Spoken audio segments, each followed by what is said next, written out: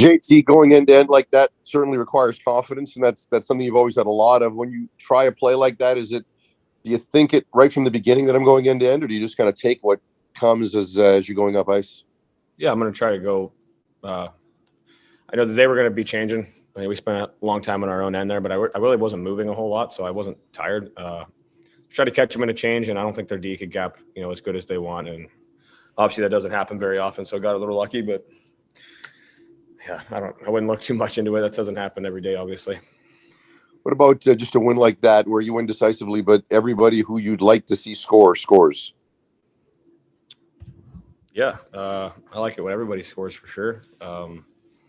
I don't think that was a perfect game by any means. I know that we're going to need to be a hell of a lot better tomorrow to win the game. I thought we capitalized on our looks, especially we needed a special teams game like that. And, we're going to be better tomorrow, no doubt. Definitely a little rust and execution wasn't great coming off the break, but, I have no doubt that we're going to be a lot better tomorrow. And, it's another big one tomorrow. Next is Ian McIntyre, Sportsnet. Hey, JT, I know the last half of the first period probably didn't go the way you guys would like. What was the message before the second period? Because you obviously came out a different team. Yeah, no, I thought that was probably our best period. There was a second. We knew that wasn't good enough. We got outskated, outworked, out-executed. They drew penalties because they played with the puck, and we chased them around. So it's not good enough. What they did to us is what we'd like to do to teams when we're on our game. So the message was, fairly simple. And I know forever guys have been talking about one game at a time, but you have played an awful lot of road games as a team. You've got an awful lot of home games between now and the end of the season.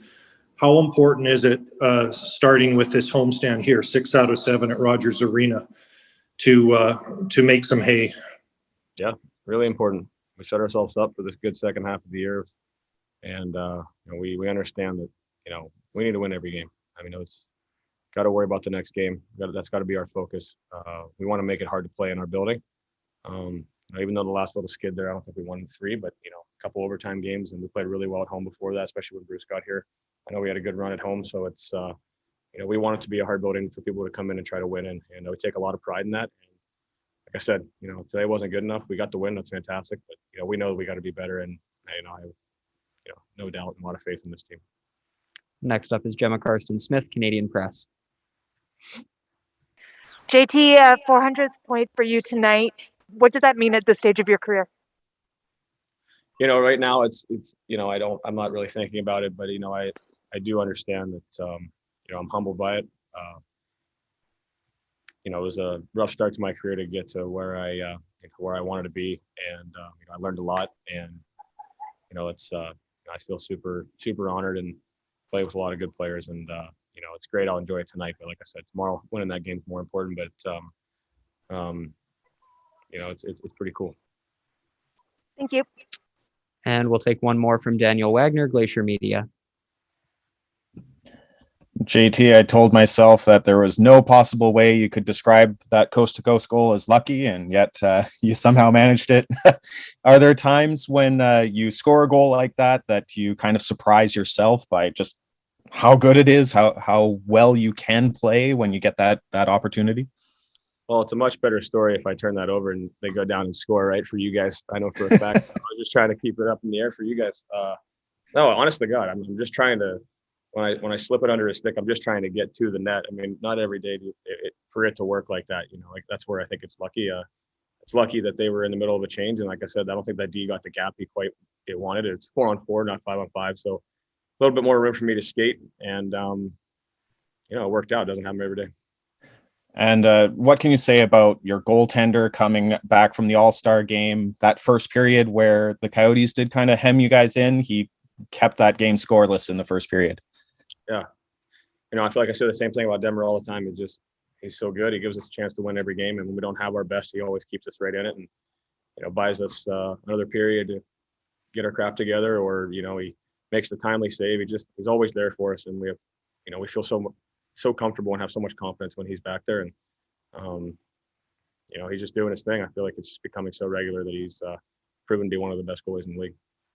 Resilience, do you think your team displayed to get from what wasn't a very good end to the first period to a very good start in the second period?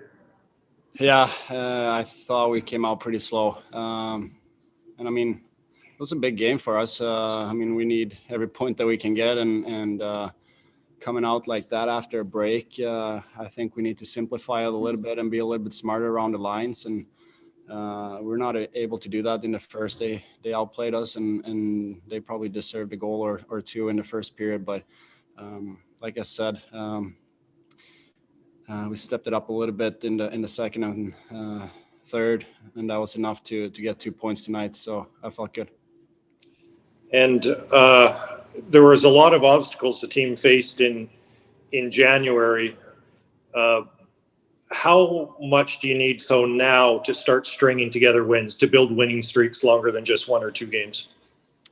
No, I think everybody knows that what kind of position we're in right now, and that's what we're trying to do. I mean, we're just trying to take one game at a time, but that's really all we can focus on. Moving on to tomorrow's game, it's another big one for us, and we're only going to play big ones here going forward. So it's going to be important that we bring our A game because I don't think we were good enough tonight. Next is Ben Kuzma, Post Media. Oliver, you talked the other day about the points coming, and you thought they will because the shots are there. On PP1 now, with Hughes out, just getting that shot through, Oliver, Bo establishing position for the tip. How important is that? Because we often associate PP1 with a lot of flash and dash, but sometimes it's just as simple as getting pucks through.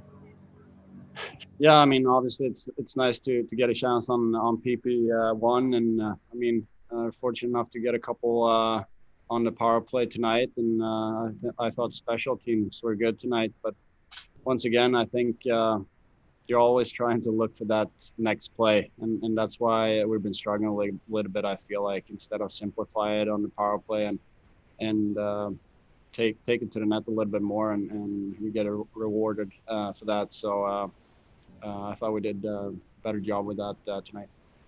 Thank you. Great. We'll take one more from Gemma Karsten-Smith, Canadian Press. Hi, Oliver. Wanted to see what it felt like for you to be playing against your former team.